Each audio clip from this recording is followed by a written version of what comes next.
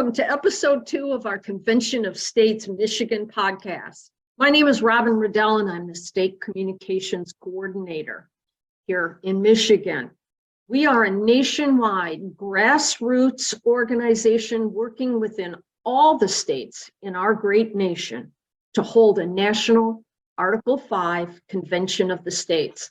Thank you for joining us today and learning more about our organization. I'm excited to introduce more of our state leadership team today. Region Captain Chet Grant will be discussing the mission of Convention of States and what we're working towards. Hi, everyone. My name is Kelly Olford. I work with Convention of States in Michigan here as well. I work with Robin. I actually work with Chet as well. I am a district captain working with Chet within our region, within our district. I do some communications work as well at the state level with Robin. So I've kind of got my hand in a little bit of everything there. So I just want to thank you for joining us as we take a deeper dive today into Convention of States and Convention of States Michigan, its mission, its history. And we want to thank you, Chet, for taking the time to be able to be here today to kind of get into some of that more in-depth conversation with us. So you want to take a minute and kind of introduce yourself to everybody and your role with Convention of States. Okay, well, thanks. I appreciate you guys asking me to be a part of this. This is, as you both know, this is something that excites me tremendously. I am a regional captain for what is known as Region 3 under current maps and layouts. I'm also a regional captain for Region 5, which is west of here toward Lansing. I live in Ortonville. And then I also have taken on responsibility for most of Region 4, which is south of where I live. I'm married. I have a wife, Marilyn, and a son, Travis, both of whom are followers and adherents to the Convention of States project and all that it stands for. So this is a family thing for us. Very good.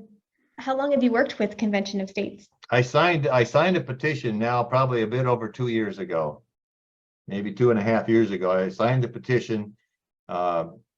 It caught my eye. I was listening to some online broadcasters, you know, the Mark Levin types and folks like that. And they mentioned it, talked about it a little bit, looked into it some and said, well, you know, this is something I probably ought to get, you know, to know more about. So I signed up. And of course, I started getting all the mail and information. And the more I read and the more I looked, the more I realized that this was something that I really need to take a part in. So maybe 18 months ago, 20, I signed on as the district captain for my home district here, District 51, in and around the northeast corner of Oakland County, I guess. And I really enjoyed that role. I like working with people. I really look forward to motivating folks to make a decision, make a choice, and become engaged. So that really is something that I enjoy tremendously.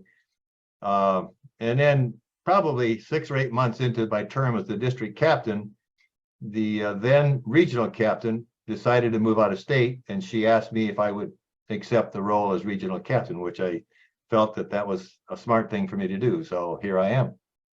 And because of you, that's how I got on board. Yeah, that's right. Came to a town hall and heard you speak, and everything you said resonated with me.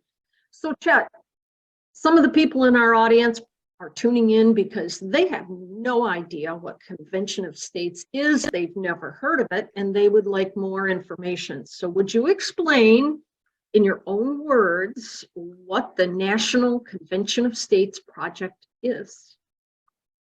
Well, it's a project that was started, of course, by Mark Meckler and some other folks that he has a long history with, Mike Ferris and others, but it started ahead of 2013. The first efforts, fruitful efforts, started in 2013 as they went about after a great deal of study and research. I am simply amazed at the staff that Mark Meckler has assembled. Constitutional experts that have researched what our founders were doing when they come up with the Constitution, the background information, the thinking at the time. It's just an absolutely amazing thing when you read up and start to study what went into the generation of the Constitution. And as you do that, and this is of course what Mark Meckler did, is they researched and they began to understand what's really in our Constitution. And as they did that, of course, they come across this one paragraph, Article 5 it's called, that gives we the people the power to call for a convention of states for the purposes of amending the Constitution. We're not changing the Constitution, we're making amendments to it, just as has always been done throughout our 200+ year history. The Congress does and can make amendments. They do it all the time. Every year there are amendments proposed to the Constitution. Most of the time they don't go anywhere, but they go through a process, identify the proposed amendments, and then they have to take it through their system and their process, and then put it out to the states for ratification. We've done that 27 times in our history. This time, because of the freedom we've got through Article 5, we have the power as the people in the country to call our own convention through our state legislators. We do that, and of course, we've got to have a consistent rule, law, resolution, as it's known, state to state, and we have that. All 50 states have a similar resolution to calling for a convention of states. We have to work through our grassroots organization in the state. The people who vote, have them talk to and influence their legislators and get them to get on board to support a resolution in Michigan that's going to call for a convention of states. So we are actively working on that. It's an uphill battle, but we're working the grassroots. That's the core of what we do, is to inform, educate, and engage folks in a manner such that they're willing to contact their legislators, and because they vote, get the legislators to sign on and support passage of a resolution here in Michigan. So it's probably a bit longer than what you were looking for, but that's kind of a background and a backdrop as to how we are where we are today. Can I ask you a question about something you said? Yes. I believe you said the Convention of States would amend the Constitution. Isn't this about proposing amendments to the Constitution, yes, and then it goes back to the states? Yeah, I jumped to the end point a little bit too quickly. Okay, the amendments are proposed, in our 3 topic areas, term limits, fiscal accountability, and reduced government size and scope. Those are put into the resolutions in every state, and those 3 topic areas, and only those 3, are the ones that can be acted on in a convention of states. But you are absolutely right, Robin. Once the amendments are proposed at the convention and agreed upon, they then have to go out to the states for ratification by 3/4 or 38 of the 50 states. Thank you for that. And I wanted to kind of jump off of another point that you just made too there, Chet, specifically for kind of our Michigander family for a convention of states. You mentioned something about wanting to be able to inform and engage and educate. What is it that you're doing, or that you're doing within your region, or that we're doing on a statewide level? Can you provide some examples for us as to what specifically we're doing and what kinds of things we're participating in, or something like that? I mean, it can go from things as simple as a one-on-one conversation over coffee. You can start with that and talk to your neighbor, talk to your family members, talk to strangers if you have the wherewithal to be able to do that. But it goes from that to, we do things like town halls, where we organize a venue, market it, invite people to show up, and then go through a story, a presentation explaining what we see is happening in Washington, D.C., and this is focused on Washington, D.C. People have to understand that we're not talking about the state of Michigan. We're talking about the federal government in Washington, D.C. But we go through a story, and we've got standard presentations that anybody can use to make the presentations with. I prefer to modify and tailor it to my own speaking style, which is what I've done. So I use a presentation and present that to people who might attend a town hall. All right. So that's one way to do this. We look for opportunities to go into existing groups. I've presented to various grassroots organizations in our region. We, the county, comes to mind as one. I've made presentations to their group. So we're working presently on trying to reach out to the veterans groups in the state and present to those folks, all with the purpose and all in mind to have them understand more about the Constitution, more about the Article 5 process, and thus in so doing, be able to sign on and support what we're trying to bring about here. That's the whole point of this. From a mission point of view, is working with the grassroots, making these presentations, going to gun shows, and the thing that excites me a lot going forward, because we started all of us talking about this probably a year ago, is leveraging the digital media as a way to get the message spread farther, quicker, and wider. So doing things like what we're doing here today is very exciting to me. Great. Now, Chet, how does Convention of States Michigan, specifically, how are we, or attempting to, I guess, maybe, or how could a Convention of States at a national level impact or positively affect or negatively affect our Michigander families here with Convention of States Michigan? When we're talking about something happening nationally, how is that positive or negative for our local Michigan families? Well, there's a couple ways of looking at that.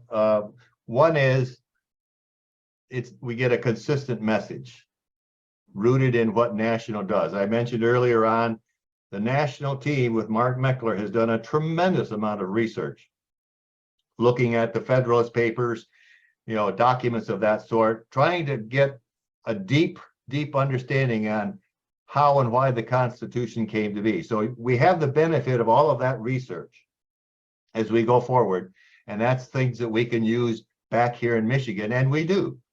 Here in Michigan, we've been given an opportunity to work of both sides of the political spectrum here in Michigan and be able to get our message out by simply, and this will be the thrust going into 2023, is simply to get to know who our legislators are, get our grassroots volunteers to get to know who their legislators are and develop that relationship with all of them. That So really it is probably sounds one like of the it's- best ways for us to get engaged, just at a local grassroots level. Right. Yep. That's what I heard, kind of a call to action for everyone. It's time for all of us to get involved. Yep, I agree. Well, Robin, did you have any other questions? I do not. Okay, well, that I was don't great think- stuff today, Chet. Yeah, thank you so much for joining us today. We appreciate all of your insight and your information. Please remember, everyone, we need you to be part of our grassroots army, as Chet just spent the past 15 minutes or so explaining to all of us that it's going to take all of us all working together as part of that grassroots and getting ourselves engaged, getting ourselves informed, to make sure that we're able to know what a Convention of States is, to be able to talk about it, to be able to engage with that, and to be able to spread the word and spread some information and get some good information out to people, especially for our state where, frankly, we've got 10 million, as Robin talked about the other week on our first podcast there, 10 million plus people that live in the state, and we need to make sure we're getting the word out to people as best as we can. So be informed with us, and it's all up to all of us to all get on board. That's right. You can't wait for your neighbor or your friend or your brother or your sister. It's time for you. It was time for me to stand up and do something. So we are appealing to you, whether you are red, blue, or purple.